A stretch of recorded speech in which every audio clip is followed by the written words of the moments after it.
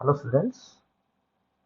आज हम बात करेंगे क्लास 10th में साइंस के जितने भी हमने केमिस्ट्री के चैप्टर्स हैं उनके बारे में वन बाय वन हम लोग डिस्कशन करेंगे। अगर इस साल की बात करें हम लोग तो एनसीईआरटी ने इस बार 4 चैप्टर्स को जो है प्रायोरिटी पर रखा है। यानी fifth chapter it is periodic classification of element इस साल जो है उसको डिलेटेड रखा गया है। तो इन चारों चैप्टर्स के अगर हम एनालिसिस करें तो मैक्सिमम बच्चों को प्रॉब्लम आती है फॉर्मूला फॉर्मेशन में कंपाउंड का फॉर्मेशन कैसे हो रहा है, कंपाउंड को याद कैसे रखा जाए, केमिकल रिएक्शन को कैसे याद रखा जाए, केमिकल रिएक्शन को कैसे बैलेंस किया जाए। तो इन सब चीज़ों को हम बहुत आसानी से जो है सॉर्ट आउट कर सकते हैं। मैं आपको हेल्प करूंगा ये सब चीज़ें कि आपकी आसानी से जो है बहुत इजी वे में हम इसको सॉर्ट आउट कर सकें। तो उसके लिए बस आपको कुछ जनरल बातें जो हैं केमिस्ट्री के अंदर वो आपको ध्यान रखनी पड़ेगी। ठीक है, जैसे कि स्टार्ट करते हैं पर सबसे पहले केमिकल रिएक्शन इक्वेशन चैप्टर्स है जिसमें बेसिकली क्वेश्चंस पूछे जाते हैं एग्जामिनेशंस में regarding balancing of chemical reactions.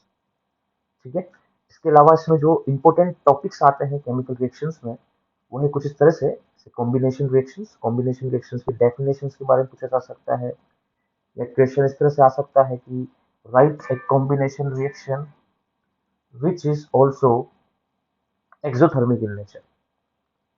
ठीक है, मान लो क्वेश्चन आ गया व्हाट इज डिकम्पोजिशन रिएक्शन। तो डिकम्पोजिशन रिएक्शन को आपको कैसे आप इसको लर्न करोगे, डिकम्पोजिशन रिएक्शन को कैसे इसको याद रखा जाता है। ठीक है, डिस्प्लेसमेंट रिएक्शंस को अगर याद रखना है तो इसके लिए आपको आइडिया होना चाहिए बेसिकली रिएक्टिविटी सीरीज का। बात करें डबल डिस्प्लेसमेंट रिएक्शन में हम बेसिकली दो टाइप के रिएक्शन देखते हैं। एक प्रिसिपिटेशन रिएक्शन जिसका एक अपना खास एक वे होता है याद करने का, जिसमें कंपाउंड्स को कैसे लर्न करा जाए उनके कलर्स के साथ में। ठीक है, and the final reaction is redox reaction, जिससे लगभग हर साल एक क्वेश्चन बन के आता है रेडॉक्स रिएक्शन के ऊपर, जिसमें आपको basically reducing agent oxidising agent ये सब पहचाना आना चाहिए। क्लियर है, इसके अलावा दो हमारे और टॉपिक है, इसका नाम है कोरोजन और रेंसिलिटी, जिन पे जनरल एनसीईआरटी शॉर्ट नोट्स पूछता है। तो बात वही की वही अभी भी है कि हम केमिकल रिएक्शन इक्वेशन या जो भी हम इक्वेशन की बात करते हैं उसको बैलेंस कैसे किया जाए, फॉर्मूला को कैसे याद रखा जाए। उसको याद रखने का सबसे आसान तरीका है कि we must have to be knowledge about ions. Class 9th में हम थोड़े से आयंस के बारे में आप लोगों ने जनरली पढ़ा होगा। ठीक है, लेकिन क्लास 9th तो पीछे छूट चुकी है, अभी हम क्लास 10th में आ चुके हैं। ठीक है, तो क्लास 10th में मैं आपको वापस जो चीज़ें हमारी छूटी हुई है क्लास 9th की उनके ऊपर रिवाइज करेंगे। ये बहुत आसानी से भी मैंने आपके लिए जो ये आयंस लिखे हैं ये बेसिकली आपके चारों चैप्टर्स में आयन आने वाले कॉमन आयंस लिखे हैं। यानी हमें ज़्यादा आयंस के बारे में नॉलेज नहीं रखना। जो जो हमारे केमिस्ट्री के चैप्टर्स में है इन चारों चैप्टर्स में केवल उन्हीं आयंस के बारे में हमें इंफॉर्मेशन लेनी है। क्लियर है, तो चलिए स्टार्ट करते हैं अपन। सबसे बात करेंगे अपन मॉलिक्यूलर फॉर्मूला फॉर्मेशन यानी कंपाउंड्स कैसे बनाए जाते हैं। तो कंपाउंड्स बनाने के लिए बेसिकली हमें आयंस का नॉलेज होना चाहिए। तो आयंस बेसिकली दो तरह के हम लोग पढ़ते हैं, एक होता है कैटायन, एक होता है अनायन। कैटायन उनको कहा जाता है जिनके ऊपर पॉजिटिव चार्ज पाया जाता है, और अनायंस हम उनको बोलते हैं जिनके ऊपर नेगेटिव चार्ज पाया जाता है। क्लियर, ठीक है। अब कैटायंस में भी बेसिकली इसको भी हम बहुत आसानी से समझ सकते हैं। जैसे कि आपको बस 1 से लेकर 20 एलिमेंट्स तक जो है वो आपको याद होने चाहिए। 20 एलिमेंट्स की वैलेंसी याद होनी चाहिए, उनका आयंस फॉर्मेशन याद होना चाहिए। इसके अलावा कुछ स्पेसिफिक एलिमेंट्स हैं जिनके आयंस की नॉलेज आपको होनी चाहिए। कुछ आयंस ऐसे होते हैं, या हम ऐसा कहें कुछ एलिमेंट्स ऐसे होते हैं जिनकी वेरिएबल वैलेंसीज पाई जाती है। वेरिएबल वैलेंसीज पाए जाने की वजह से उनकी वेरिएबल आयंस पाए जाएंगे। ठीक है, जैसे यहाँ पे कुछ आपके सामने आयंस का फॉर्मेशन लिखा गया है, जैसे कि hydrogen ion, sodium ion, potassium ion, ammonium ion. ये सबसे इंपॉर्टेंट है। अगर आप बात करें अमोनियम आयन वाले केस की, तो अमोनियम आयन में बच्चा सबसे ज्यादा कंफ्यूज होता है। कंफ्यूजन किस बेसिस पर होता है कि एक तो अमोनियम आयन और एक अमोनिया गैस। तो अमोनियम आयन है जबकि अमोनिया एक कंपाउंड है, ये आपको ध्यान रखना है। अमोनिया, ठीक है, अमोनिया को तो हम लोग कैटेगराइज करते हैं NH3 से, तो ये कंपाउंड का फॉर्मेशन होता है। जबकि अगर हम बात कर रहे हैं अमोनियम की, तो ये केवल एक आयन के बेसिस पर लिया जाएगा। इसके अलावा कुछ और कॉमन आयन है, जैसे कि क्यूप्रस की बात करें, कहीं कहीं आपको मिलेगा क्यूप्रस, अदरवाइज हम लोग हमेशा क्यूपरी की ही बात करते हैं, यानी कॉपर की सेकेंड वैलेंसी की बात करते हैं। इसके अलावा सिल्वर का एक मोस्ट कॉमन आयन चलता है, इसका नाम है सिल्वर फर्स्ट, या इसका हम लोग नाम देखें लैटिन नेम जो है इसके बेसिस पर, दैट इज अर्जेंटस। ठीक है, तो सिल्वर से बने हुए कंपाउंड भी हम लोगों को देखने को मिलेंगे, सिल्वर क्लोराइड, सिल्वर ब्रोमाइड, इस तरह के कंपाउंड का फॉर्मेशन हमें आना चाहिए। इसके अलावा बात करें अपन कुछ डायावेलेंट कैटाइंस की, जिसमें कुछ कॉमन है, मैग्नीशियम, कैल्शियम, बेरियम। ठीक है, बेरियम के भी कुछ सोल्ट्स हमें देखने को मिलेंगे। इसके अलावा आयरन, आयरन एक सबसे इंपॉर्टेंट आयन है, आयरन के ऊपर आप काफी सारे कंपाउंड्स देखोगे। ठीक है, इसके अलावा बात करें हम लोग कॉपर, कॉपर की जो मैंने बोला कि फर्स्ट वैलेंसी इतनी ज्यादा पॉपुलर नहीं है, बट कॉपर की second valency is most popular, और हम जनरली इसी का ही यूज करते हैं फॉर्मूला फॉर्मेशन में। इसका नाम हम क्यूप्रिक भी लिख सकते हैं, या कॉपर से भी हम इसको रिप्रेजेंट कर सकते हैं, सिंपल कॉपर भी लिखा जा सकता है। ठीक है, सिमिलरली बात करें हम जिंक आयन, लेड आयन, तो ये कुछ कॉमन जो है, ये आपको इनकी इंफॉर्मेशन होनी चाहिए। इसके अलावा पॉजिटिव थ्री की तरफ चलें, पॉजिटिव थ्री में हमें देखने को मिलेगा एल्यूमिनियम आयन। ठीक है, we know that aluminium has three valency, उसके ऊपर चार्ज हमने थ्री पॉजिटिव का लगा दिया। सिमिलरली आयरन की भी दो वैलेंसी है, एक फेरस और एक फेरिक। ठीक है, फेरिक उसको कहा जाएगा जहां पर पॉजिटिव थ्री का चार्ज होगा। अब जैसा हमने कैटायंस का देखा है, वैसा हमें कुछ एनायंस के बारे में इंफॉर्मेशन रखनी पड़ेगी, ताकि आपका कंपाउंड्स का फॉर्मेशन बहुत आसानी से हो पाए। ठीक है, तो ऐसे एनायंस कुछ मैंने यहाँ पर जनरलाइज किए हैं, तो आप इनको एक बार जरूर देख लें, और इसकी हेल्प से ही हम लोग क्या करेंगे, कंपाउंड्स के फॉर्मेशन सीखेंगे। ठीक है, मैं आपको बहुत आसानी से केमिकल रिएक्शंस को बैलेंस करना और बहुत आसानी से केमिकल रिएक्शन का फॉर्मेशन करना सिखाऊंगा, जैसा आपने पहले कभी नहीं देखा होगा। ठीक है, बहुत आसानी से सीखेंगे अपन, मतलब आपका जो ये चार चैप्टर्स हैं, ठीक है, अगर ऐसे वन की बात करें तो ऐसे वन में तो आपके तीन चैप्टर आने वाले हैं, ऐसे टू के भी यहाँ पर बात करें तो टोटल चार चैप्टर्स में आपका केमिस्ट्री के 25 मार्क्स में से 25 मार्क्स आने के पूरे पूरे चांसेस रहेंगे, अगर आपको ये आयंस का फॉर्मेशन पता है, और जैसा मैं कहता चला जा रहा हूँ, अगर वैसा आप कर लेते हो, 25 मार्क्स आपके कोई नहीं रोक सकता। ठीक है, तो ये आपको पहली चीज कैटायंस और एनायंस का फॉर्मेशन याद होना चाहिए। ठीक है, ये भी याद हो जाएगा, धीरे धीरे जब हम बनाना स्टार्ट करेंगे कंपाउंड्स को, तो आपको भी इनकी प्रैक्टिस होती चली जाएगी। तो सबसे पहला क्वेश्चन बच्चों के दिमाग में उठता है कि सर हम केमिकल रिएक्शन को बैलेंस कैसे करें। मेजर बच्चों को प्रॉब्लम यही आती है कि केमिकल रिएक्शन को बैलेंस कैसे किया जाए, क्योंकि आप जब नोटबुक में लिख देते हो, लेकिन आप maximum time chemical reaction unbalance ही छोड़ जाते हो, और उसको बैलेंस नहीं करके आते हो। बैलेंस अगर नहीं करेंगे तो वहां पर मार्क्स जो है आपके डिडक्ट होने के चांसेस बढ़ जाएंगे। तो आप इंश्योर करें कि आपकी chemical reaction must be balanced होनी चाहिए। ठीक है, केमिकल रिएक्शन आपको किसी भी चैप्टर की बात कर रहा हूँ मैं, first second third fourth chapter में, ऐसा नहीं कि भाई केवल फर्स्ट चैप्टर में ही है केमिकल रिएक्शन तो केवल उसी में बैलेंस करनी है, ऐसा नहीं। First second third fourth chapter जहां भी आपके बैलेंसिंग के बारे में, या जहां भी आपको केमिकल रिएक्शन लिखनी पड़ रही है, तो वहां पर आपको उसको बैलेंस की फॉर्म में ही लिखना है। तो जैसे कि एग्जाम्पल से हम लोग समझते हैं इस केमिकल रिएक्शंस को हम कैसे बैलेंस करेंगे। बैलेंसिंग के वैसे जनरली एनसीईआरटी की बात करें तो केवल एक ही मेथड दिया गया है, that is hit and trial method, लेकिन मैं लाया हूँ आपके लिए एक स्पेशल रिएक्शन को बैलेंस करने का मेथड, जिसका नाम है एल्जेब्रिक मेथड। ठीक है, एल्जेब्रिक मेथड थोड़ा सा आपको लेंदी पड़ेगा, लेकिन इसमें आप बहुत आसानी से केमिकल रिएक्शन को बैलेंस करना सीख सकते हैं, बहुत आसानी से। ठीक है, तो सबसे पहले देखो, इसी रिएक्शन को हम पहले हिट एंड ट्रायल से मेथड से सोल्व कर लेते हैं। तो hit and trial method very common method है। ठीक है, इसमें आप जनरली जो छोटी छोटी रिएक्शन है उनको बहुत आसानी से आप लोग सोल्व कर सकते हो। तो जैसे कि इसी रिएक्शन की अगर हम लोग बात कर रहे हैं, तो इसी रिएक्शन में आप देखिए कि रिएक्टेंट साइड में हमें आयरन दे रखा है सिंगल एटम, और प्रोडक्ट साइड में हमें आयरन दे रखे हैं थ्री एटम्स। ठीक है, यानी रिएक्शन तो एक बार देखने में हमें अनबैलेंस लग रही है, यानी रिएक्शन आती है स्केलेटल इक्वेशन। तो क्वेश्चन ये उठता है कि हम रिएक्शन बैलेंस कैसे करेंगे। ठीक है, तो सबसे पहले हम बैलेंसिंग के लिए ऐसे मॉलिक्यूल को उठाएंगे जो सबसे बड़ा मॉलिक्यूल हो। सबसे बड़े मॉलिक्यूल से मतलब होता है जिसके पास सबसे ज्यादा एटम्स पड़े हो। ऐसा कोई मॉलिक्यूल देखो जिसमें सबसे ज्यादा एटम्स पड़े हुए हैं, यानी जिसकी सबसे ज्यादा एटोमिसिटी। ठीक है, तो एटोमिसिटी के बेसिस पर बात करें तो सबसे ज्यादा एटम्स मुझे दिख रहे हैं इस वाले कंपाउंड में।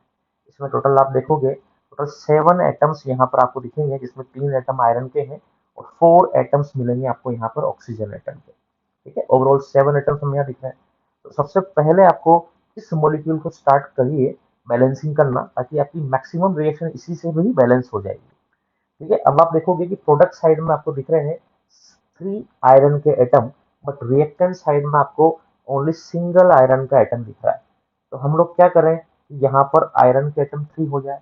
तो सिंपल सी बात है, आपको क्या करना है बैलेंसिंग में, एक चीज और ध्यान रखनी है कि जब भी आप बैलेंसिंग करोगे सब्सटेंस के, यानी जो भी आपके एलिमेंट हैं या जो भी आपके कंपाउंड है, उन कंपाउंड के मॉलिक्यूलर फॉर्मेशन में कुछ भी चेंज नहीं करना।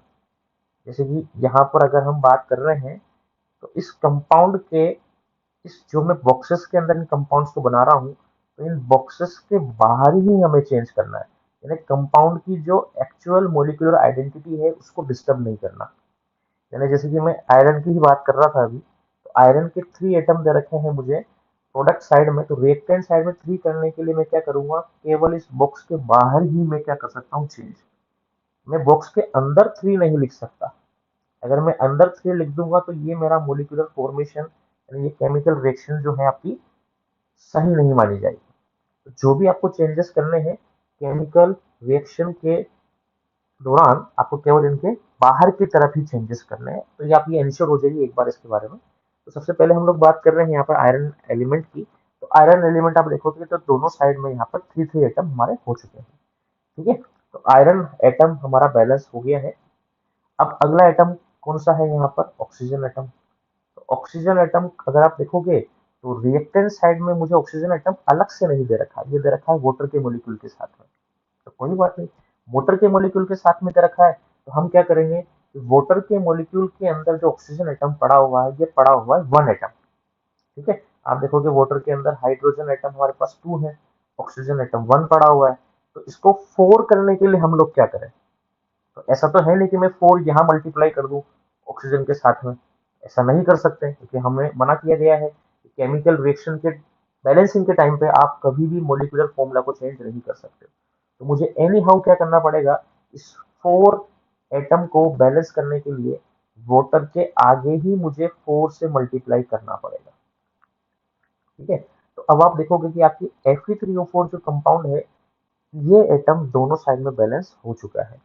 ठीक है, अब अगर हम देखें तो अब केवल हमारे पास अनबैलेंस्ड कौन सा एटम पड़ा हुआ है, तो हमारे पास इस बार अनबैलेंस्ड एटम केवल और केवल पड़ा हुआ हाइड्रोजन एटम। ठीक है, तो हाइड्रोजन एटम की अगर आप यहाँ देखोगे, टोटल यहाँ पर आपको दिख रहे होंगे 8 हाइड्रोजन एटम। 8 में कैसे बोल पा रहा हूँ, क्योंकि जब इस 4 को हम लोग अंदर मल्टीप्लाई करते हैं, तो ये 4 हाइड्रोजन के इस 2 वाले नंबर से भी मल्टीप्लाई होगा। तो टोटल यहाँ पर आपको 8 हाइड्रोजन एटम जो है उनको बैलेंस करना है।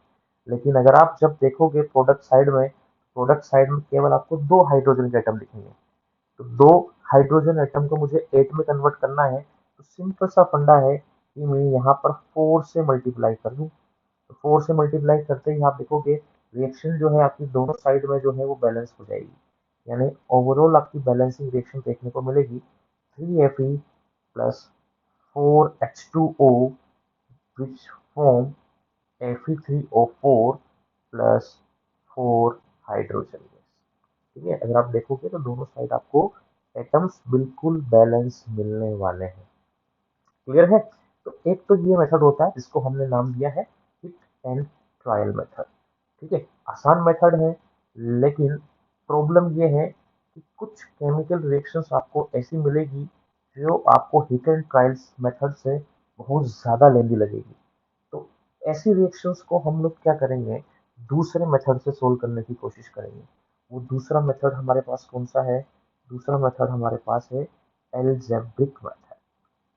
ठीक है, एल्जेब्रिक मेथड एक इम्पोर्टेंट मेथड भी है। ठीक है, तो इसको हम कैसे सोल्व करेंगे, जैसे कि ऊपर वाली ही रिएक्शन को हम लोग एल्जेब्रिक मेथड से कैसे सोल्व करेंगे, तो आप यहाँ ध्यान से देखिएगा। हमने यहाँ रिएक्शन मेंशन करी है वापस, आयरन प्लस वाटर के साथ रिएक्शन करता है और बनाता है Fe3O4। यहाँ पर Fe3O4 जो कंपाउंड है, एक्चुअल में कंपाउंड मिक्स्ड ऑक्साइड है, इसका नाम है मैग्नेटिक ऑक्साइड ऑफ आयरन। ठीक है, और साथ में रिलीज करता है हाइड्रोजन गैस। तो एल्जेब्रिक मेथड में जब भी हम केमिकल रिएक्शन बैलेंस करें तो कुछ बातों का हमें ध्यान रखना पड़ेगा। सबसे पहले हम क्या करेंगे, सभी एटम्स जो दिख रहे हैं इन सभी एटम्स के आगे कोई कोई अल्फाबेट्स का हम यूज करेंगे। जैसे आयरन के आगे मान लो मैंने ए लगा दिया, वाटर के आगे बी लगा दिया, Fe3 4 के आगे सी लगा दिया, और हाइड्रोजन के आगे डी लगा दिया। यानी हमें करना क्या है, हमें ये ए बी सी डी की वैल्यू जो है इसको फाइंड आउट करना है, और बहुत आसानी से हम लोग ये फाइंड आउट कर सकते हैं। ठीक है, तो यहाँ पर सबसे पहले हम लोग क्या करेंगे, इंडिविजुअल रिएक्शन लिखना स्टार्ट करेंगे। ठीक है, इंडिविजुअल रिएक्शन कैसे, सबसे पहले हम रिएक्शन लिखेंगे फॉर आयरन एटम।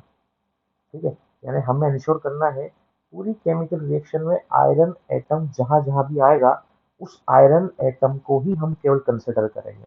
जैसे आप देखोगे कि आयरन एटम की स्टार्टिंग स्टार्टिंग में ही हमें आयरन एटम मिला हुआ है, तो आयरन एटम के जितने यहाँ पर एटम्स दे रखे हो, आयरन के यहाँ पर जितने एटम्स दे रखे हो उतने एटम्स को इस आगे वाले अल्फाबेट से मल्टीप्लाई करना है। तो आयरन का जैसे कि एक ही एटम दे रखा है मुझे, तो इस 1 को मैंने ए से मल्टीप्लाई कर दिया। क्लियर। अब आप देखोगे रिएक्टेंट साइड में हमें आयरन और कहीं नहीं दिख रहा है, सीधा इक्वल का साइन लगा देंगे। उसके बाद देखेंगे अपन प्रोडक्ट साइड के अंदर, तो प्रोडक्ट साइड के अंदर आयरन के एटम दे रखे हैं 3, और 3 को हम किससे मल्टीप्लाई करेंगे, सी के साथ में। तो यह बन जाएगा 1 into A is equal to 3 into C. ये हमारी एक इक्वेशन बन गई, अलजेब्रिक इक्वेशन बन चुकी है आयरन एटम के लिए। सिमिलरली अगर मैं नेक्स्ट एटम की बात करूं जो आने वाला है हाइड्रोजन एटम, तो जो काम अभी हमने ऊपर आयरन एटम के लिए किया है वो हम हाइड्रोजन एटम के लिए भी करके देखेंगे।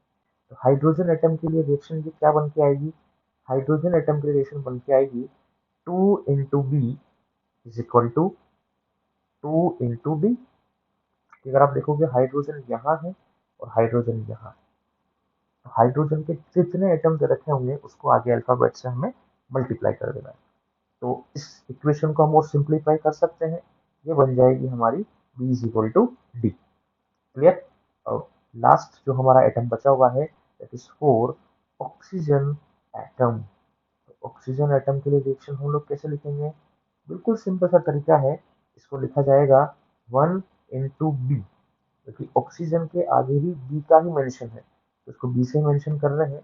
और उसके बाद अगर अपन देखें ऑक्सीजन एटम आ रहा है अगेन प्रोडक्ट के अंदर, तो प्रोडक्ट में कितने आ रहे हैं, 4 एटम आ रहे हैं ऑक्सीजन के, तो इसको लिख दिया हमने 4 इंटू सी। ठीक है, तो आप देखोगे टोटल हमारे पास 3 रिएक्शन यहाँ पर बन के आएगी, और लेकिन हमारे पास वेरिएबल कितने हैं, टोटल वेरिएबल है 4, ए बी सी डी। ठीक है, तो हम इस इक्वेशन को कैसे सोल्व करेंगे, बहुत आसानी से हम यहाँ पे क्या करेंगे, एक अजम्पशन लेके चलेंगे। अजम्पशन क्या लेके चल रहे हैं कि आप ए बी सी डी चारों में से किसी भी एक को हम क्या करेंगे, 1 अज्यूम करके चलेंगे। ठीक है, तो आप 1 हमेशा ऐसे अल्फाबेट्स को अज्यूम करो जिससे आपकी केमिकल रिएक्शन जो है होल नंबर में ही रहे, यानी फ्रैक्शन में बन के नहीं आए। ठीक है, जैसे कि मान लो मैं इक्वेशन नंबर 1 की बात कर रहा हूँ, इक्वेशन नंबर 1 के अंदर अगर मान लो मैं ए को 1 मान लेता हूँ, जस्ट सपोज अगर मैं ए को 1 मान लेता हूँ, तो आप देखोगे कि सी की वैल्यू यहाँ पर 1/3 आएगी। ठीक है, तो देखो उससे भी कोई फर्क नहीं पड़ेगा, उससे भी वैसे ज्यादा कुछ फर्क नहीं पड़ेगा, उसको भी हम लोग वापस होल नंबर में कन्वर्ट कर सकते हैं। और स्टार्टिंग में ही हम ये चीज ध्यान रख लें कि इक्वेशन में ज्यादातर हमें ऐसे ही कंपाउंड या ऐसे ही आपको न्यूमरल्स मिलेंगे जो होल नंबर में ही बन के आएंगे। लेकिन अगर मान लो कभी कभी आपको नंबर मिल जाता है फ्रैक्शन में, तो उसको भी हम लोग बहुत आसानी से कन्वर्ट कर सकते हैं। तो जैसे इसी इक्वेशन के लिए बात करें, तो इसी इक्वेशन में मैं क्या कर रहा हूँ कि अजम्पशन लेके चल रहे हैं कि let's suppose assume C is equal to 1। तो जैसे अगर मैं सी को 1 मान लेता हूँ, तो सी की वैल्यू को जब मैं फर्स्ट इक्वेशन में पुट करूंगा तो हमारे पास ए की वैल्यू डायरेक्टली निकल के आ जाएगी 3। क्लियर।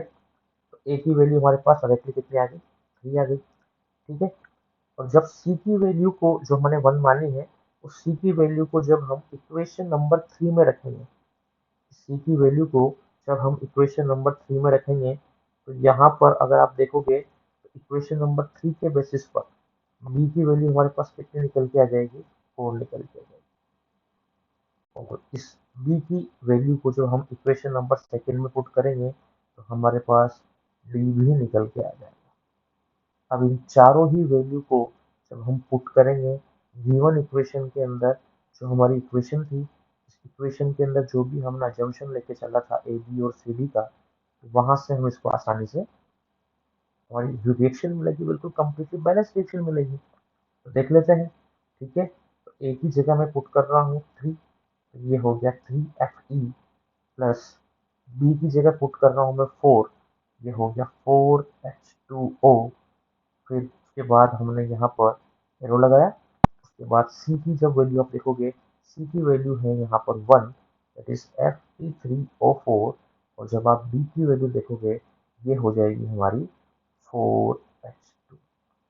तो देखो ये रिएक्शन को बैलेंस करने का सबसे आसान तरीका है। ठीक है, इससे देखो छोटी रिएक्शन तो आप आसानी से सोल्व कर सकते हो लेकिन ट्रायल मेथड से भी, लेकिन जब बड़ी रिएक्शंस की बात करेंगे तो उसके लिए आपको एल्जेब्रिक सम मेथड यूज करना पड़ेगा। तो स्टूडेंट्स, आज के लिए इतना ही। आपको कैसा लगा ये वीडियो?